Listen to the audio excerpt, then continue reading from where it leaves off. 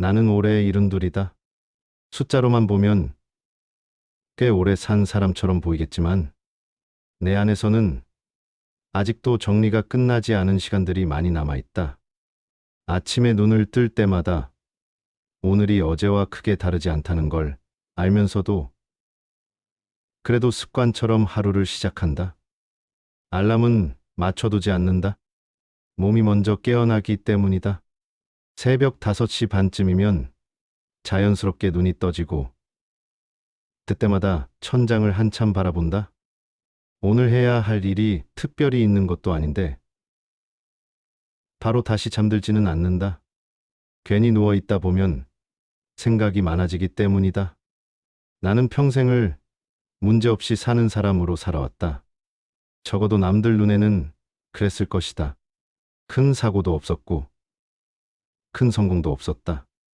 회사에서는 성실한 직원이었고 집에서는 말수가 적은 가장이었다.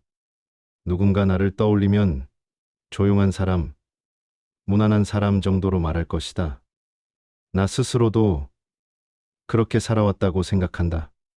튀지 않게, 눈에 띄지 않게, 누군가에게 짐이 되지 않게. 그게 내 삶의 기준이었다. 젊었을 때부터 감정을 크게 드러내는 성격은 아니었다. 기쁘면 기쁜 대로, 힘들면 힘든 대로 속으로만 삼키는 쪽이었다. 누군가에게 털어놓기보다는 혼자 정리하려고 했고, 그러다 보니 정리가 안 된 감정들이 쌓여가는 줄도 몰랐다. 그땐 바쁘다는 이유로, 책임이 있다는 이유로 내 마음을 들여다볼 여유가 없었다. 가족을 먹여 살려야 했고, 아이들을 키워야 했고, 회사에서 밀리지 않아야 했다. 그렇게 살다 보니 어느새 나 자신은 뒷전이 되어 있었다. 아내는 나보다 1살 어리다. 우리는 크게 다투는 부부는 아니었다. 그렇다고 특별히 대화를 많이 나누는 부부도 아니었다. 서로의 역할에 충실했던 관계에 가깝다. 나는 돈을 벌었고, 아내는 집을 지켰다. 아이들 문제는 대부분 아내가 맡았고, 나는 필요한 순간에만 나섰다. 그게 나쁜 아버지였다고는 생각하지 않는다. 그 시절엔 다들 그렇게 살았다. 하지만 지금 돌아보면 아이들이 나를 아빠라기보다는 집에 같이 사는 어른 정도로 느꼈을지도 모르겠다는 생각이 든다.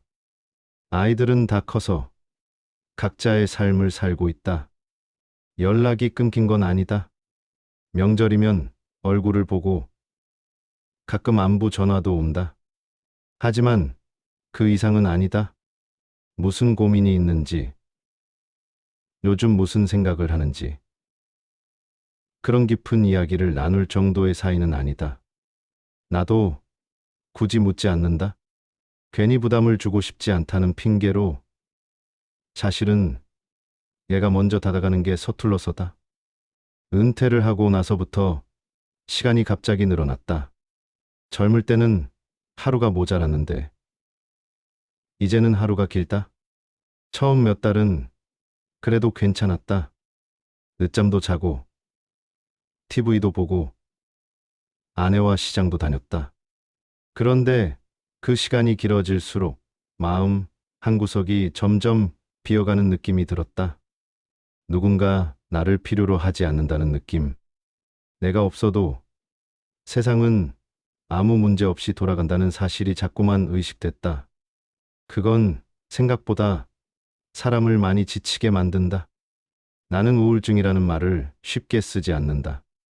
병원에서 진단을 받은 것도 아니다. 하지만 가끔 이유 없이 가슴이 답답해질 때가 있고, 아무것도 하기 싫은 날이 계속 이어질 때가 있다.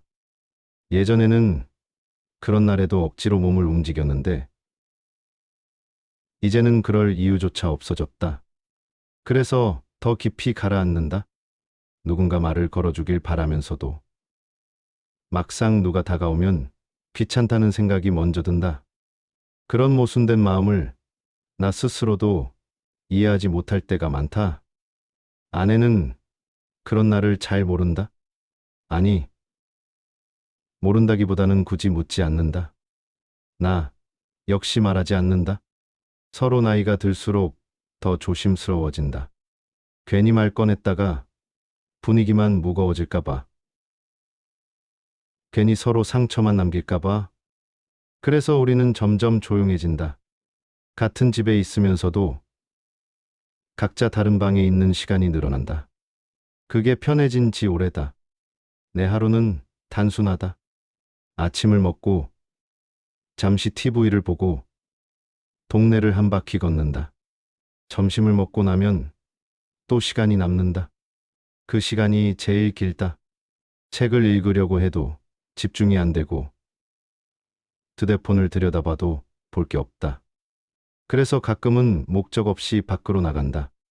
버스를 타고 종점까지 가보기도 하고 예전에 다니던 회사 근처를 지나가 보기도 한다. 아무 의미 없는 행동 같지만 그 시간만큼은 집에 있지 않아도 된다는 이유 하나만으로도 숨이 조금 트인다. 그날도 그런 날이었다.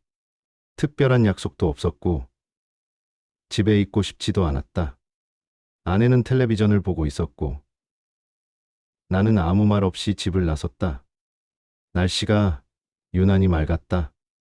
미세먼지도 없고 햇빛도 따갑지 않았다. 그냥 걷기 좋은 날이었다. 그래서 집에서 조금 떨어진 공원까지 걸어갔다. 평소에도 자주 가던 곳이지만 그날은 유난히 발걸음이 느렸다. 공원 벤치에 앉아 사람들을 바라봤다.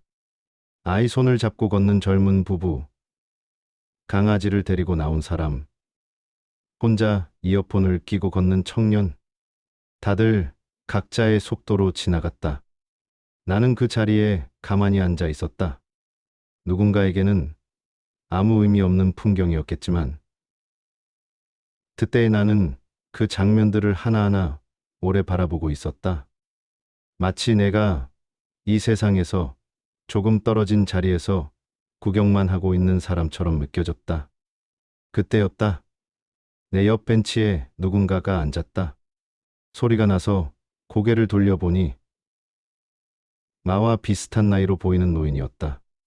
깔끔하게 모자를 쓰고 있었고 손에는 작은 종이컵이 들려 있었다. 그는 잠시 주변을 둘러보더니 나를 힐끗 보고는 말을 걸었다. 아주 사소한 말이었다. 오늘 날씨 참 좋죠? 그 말 한마디였는데 이상하게 가슴이 조금 내려앉는 느낌이 들었다. 누군가 나에게 먼저 말을 건 게 언제였는지 잠시 생각해봤지만 잘 떠오르지 않았다. 그가 먼저 말을 걸었을 때 나는 잠시 뭐라고 대답해야 할지 몰랐다. 사실 날씨가 좋다는 말에 특별히 덧붙일 말이 있는 것도 아니었고 그렇다고 그냥 고개만 끄덕이고 끝내기엔 그 짧은 문장이 이상하게 오래 남았다. 그래서 나도 모르게 그러게요. 요즘엔 이런 날이 많지 않아서요라고 말했다. 내 목소리가 생각보다 낮고 조심스럽게 들려서 얘가 이렇게 말하는 사람이라는 걸 새삼 느꼈다. 그는 고개를 끄덕이며 웃었다. 크게 웃지도 않았고 소리 내어 웃지도 않았다. 그냥 입꼬리가 살짝 올라가는 정도의 웃음이었다. 맞아요. 해가 너무 세지도 않고 바람도 없고 이런 날은 괜히 밖에 오래 있고 싶어지잖아요. 그 말에 나도 모르게 다시 고개를 끄덕였다. 맞는 말이었다. 집에 들어가기 싫어서. 특별한 이유 없이 그냥 바깥 공기를 더 마시고 싶어서. 이 벤치에 앉아 있었다는 걸. 그가 정확히 짚어낸 것 같았다. 우리는 잠시 말을 멈췄다. 어색한 침묵이었지만 불편하지는 않았다. 누군가 옆에 앉아 있다는 사실만으로도 벤치가 덜 비어 보였다. 그는 손에 들고 있던 종이컵을 내려다보며 말했다. 요즘은 커피도 이렇게 종이컵에 받아서 나와야 마음이 편해요. 예전엔 매장 안에 앉아서 마시는 게 좋았는데 이제는 오래 앉아 있는 게 좀 힘들더라고요. 그 말에 나도 웃음이 나왔다. 저도 그래요? 의자도 딱딱하고 허리도 아프고 괜히 눈치 보이기도 하고요. 그렇게 우리는 아주 사소한 이야기부터 시작했다. 나이 들면 의자가 중요해진다는 이야기, 화장실이 가까운 곳이 좋다는 이야기, 예전엔 몰랐던 불편함들이 하나둘 늘어난다는 이야기. 그는 내가 몇 살쯤 되어 보이냐고 묻지 않았고, 나도 그에게 묻지 않았다. 대신 그는 요즘은 시간이 너무 빨리 가는 것 같지 않아요? 라고 말했다. 빠르다고 해야 할지, 느리다고 해야 할지 헷갈렸기 때문이다. 하루하루는 길게 느껴지는데, 한 해를 돌아보면 순식간에 지나가 버린다. 그래서 나는 솔직하게 말했다. 하루는 긴데, 세월은 빠른 것 같아요. 그 말에 그는 고개를 끄덕이며 맞아요. 딱 그 말이에요. 라고 했다. 그 순간 이상하게도 누군가 내 마음속 말을 대신 말해준 것 같은 기분이 들었다. 그는 자신도 은퇴를 한 지 꽤 됐다고 했다. 처음엔 자유로워서 좋았는데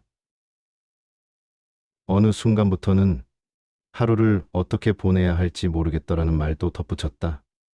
그 말은 마치 내가 며칠 전, 아니 몇 년 전부터 계속 혼자 되뇌던 생각 같았다. 그래서 나는 평소 같았으면 하지 않았을 말을 했다. 저도 그래요? 할 일이 없는 게 이렇게 힘든 건 줄 몰랐어요. 말을 하고 나서 순간적으로 후회가 들었다. 괜히 너무 솔직했나 싶어서였다.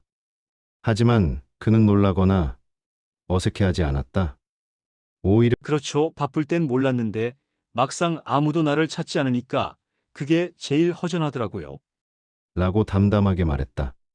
그 말에 가슴이 조금 쿵 내려앉았다.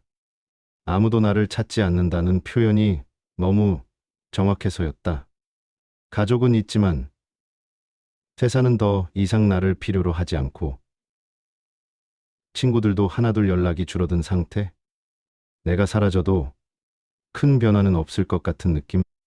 그 생각을 혼자서만 품고 있었는데 눈앞에 이 사람이 아무렇지 않게 말해버리니 그게 오히려 위로처럼 느껴졌다. 우리는 잠시 또 침묵했다. 공원 저쪽에서 아이들 웃음소리가 들렸고 자전거가 지나가는 소리도 났다. 그는 벤치에 등을 기대고 하늘을 잠시 바라보다가 말했다. 예전엔 사람 만나는 게 귀찮을 때도 있었는데 요즘은 누가 말 한마디 걸어주면 그게 그렇게 고맙더라고요. 그 말에 나는 아무 대답도 하지 못했다. 대신 고개만 끄덕였다. 사실 나도 같은 마음이었기 때문이다.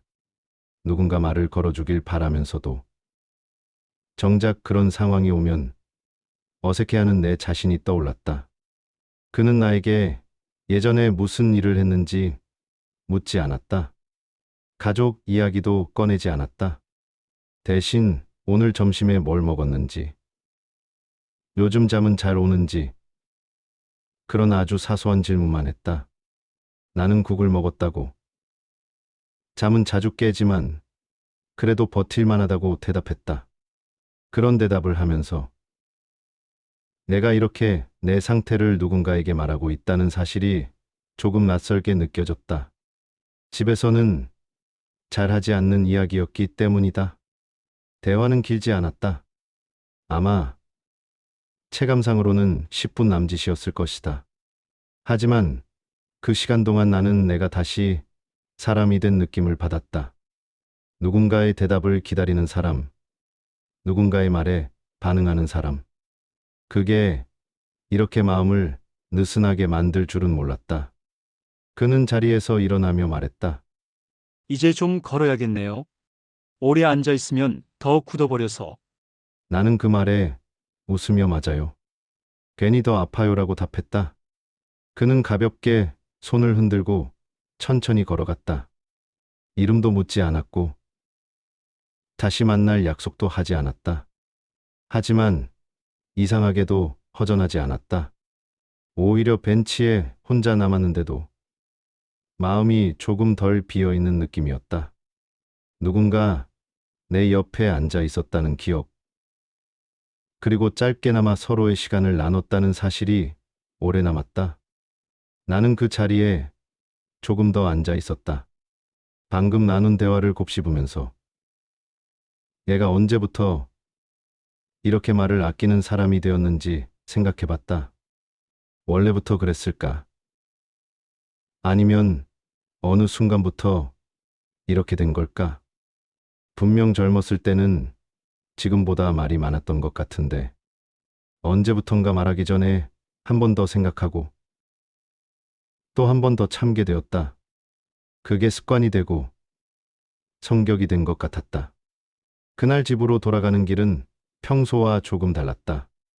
발걸음이 아주 가볍다고 할 수는 없었지만 적어도 아까보다는 덜 무거웠다. 누군가와 나눈 짧은 대화 하나가 하루 전체의 색을 바꿀 수 있다는 걸 그날 처음으로 실감했다. 그리고 동시에 이런 생각도 들었다. 내가 이렇게 느낄 수 있다면 아직 완전히 다친 사람은 아닐지도 모른다는 생각. 집으로 돌아와서도 그날 벤치에서 있었던 일은 계속 머릿속에 남아 있었다. 특별한 사건이 있었던 것도 아니고 인생을 바꿀 만한 대화를 나눈 것도 아니었다. 그런데도 이상하게 마음 한쪽이 계속 간질거렸다. 마치 오래 닫혀 있던 창문을 아주 조금 열어둔 느낌이었다. 바람이 세게 들어오진 않았지만 공기가 달라진 건 분명히 느껴졌다.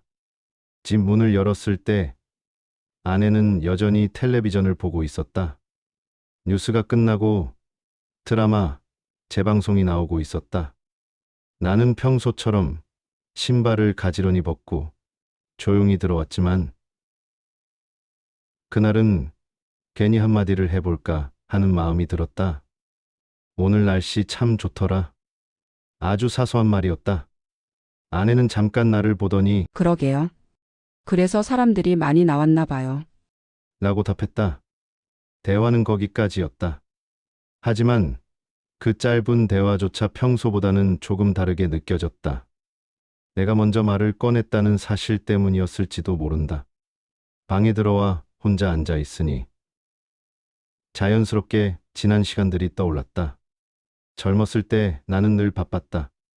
아침 일찍 나가서 밤늦게 들어오는 날이 많았고 주말에도 회사 일이나 사람 만나는 약속으로 집을 비우는 경우가 많았다. 그때는 그게 책임이라고 생각했다. 가족을 위해서, 아이들을 위해서 내가 할 수 있는 최선이라고 믿었다. 그래서 집에 돌아와서도 굳이 말을 많이 하지 않았다. 하루 종일 사람들 속에 있었으니 집에서는 조용히 쉬고 싶었다. 아이들이 어릴 때를 떠올려 보면 나는 늘 뒤에 있었다. 운동회나 학예회에 가도 앞에 나서기보다는 뒤쪽에서 조용히 지켜보는 편이었다.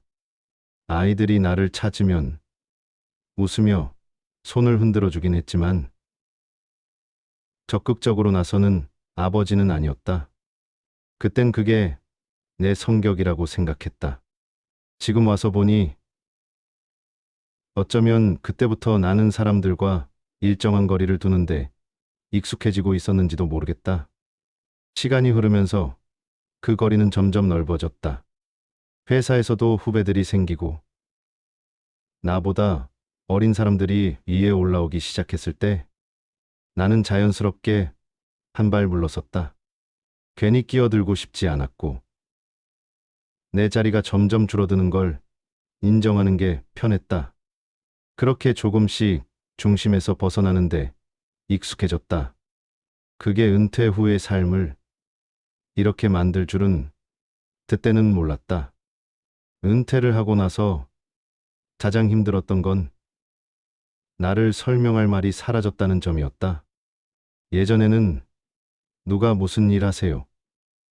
라고 물으면 바로 대답할 수 있었다.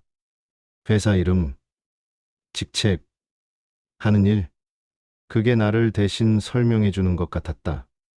그런데 이제는 그 질문을 받으면 잠시 멈칫하게 된다.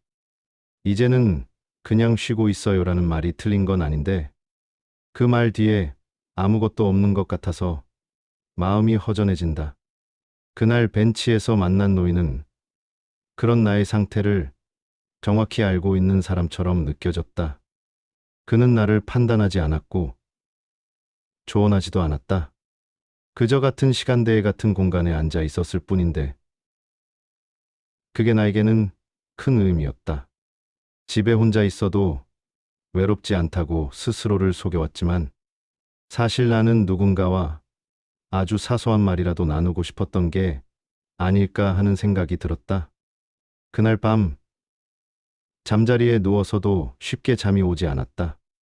불을 끄고 천장을 바라보며 이런 생각을 했다. 내가 이렇게 혼자가 된 건 나이가 들어서만은 아닐지도 모른다는 생각. 평생 사람들 사이에서 한 발 물러서 있었고 감정을 드러내지 않았고 먼저 말을 거는 걸 피했던 선택들이 지금의 나를 만든 건 아닐까? 그 생각이 들자 마음이 조금 무거워졌다. 하지만 동시에 이상하게도 아직 늦지는 않았을지도 모른다는 생각도 함께 들었다. 며칠 뒤 나는 다시 그 공원에 갔다. 혹시 그 노인을 다시 만날 수 있을까 하는 기대가 있었던 건 아니다. 그냥 그날의 기억이 남아있는 장소에 다시 가보고 싶었다. 같은 벤치에 앉아보니 그날과 비슷한 풍경이 펼쳐졌다. 사람들이 지나가고 바람이 불고 햇빛이 내려앉았다. 그는 없었지만 그때의 감정은 다시 떠올랐다. 그날 나는 일부러 조금 더 오래 앉아 있었다. 휴대폰을 보지 않고 그냥 사람들을 바라봤다. 그리고 처음으로 이런 생각을 했다. 내가 누군가에게 말을 걸어도 괜찮지 않을까? 꼭 깊은 이야기가 아니어도 날씨 이야기 정도라면 해도 되지 않을까? 그렇게 생각만 하면서도 실제로 행동에 옮기지는 못했다. 하지만 그 생각이 머릿속에 떠올랐다는 것만으로도 나에게는 작은 변화였다. 집으로 돌아오는 길에 아내에게 저녁에 산책을 같이 나가자고 말했다. 아내는 잠시 놀란 표정으로 나를 보더니 그래요? 그럴까요? 라고 했다. 그날 우리는 집 근처를 천천히 걸었다. 대화는 많지 않았지만 같은 속도로 걷고 있다는 사실만으로도 묘한 안정감이 들었다. 나는 그날 처음으로 내 삶이 완전히 끝난 이야기만은 아닐지도 모른다고 생각했다. 벤치에서의 짧은 만남은 내 인생을 바꾼 사건이라고 말할 수는 없다. 하지만 그 만남은 나에게 질문 하나를 남겼다. 나는 앞으로도 계속 이렇게 혼자만의 세계에 머물 것인가? 아니면 아주 조금씩이라도 밖으로 나와 볼 것인가? 그 질문은 아직도 진행 중이다. 답을 찾았다고 말할 수는 없다. 다만 예전처럼 아무 생각 없이 시간을 흘려보내지는 않게 되었다. 나는 여전히 조용한 사람이고 말수가 많은 편도 아니다. 하지만 이제는 가끔 누군가 옆에 앉아주기를 기다리기만 하지 않는다. 마음속으로는 준비를 하고 있다. 언젠가 다시 누군가와 같은 벤치에 앉게 된다면 그때는 내가 먼저 날씨 참 좋죠라고 말할 수도 있을 것 같다는 생각을 하면서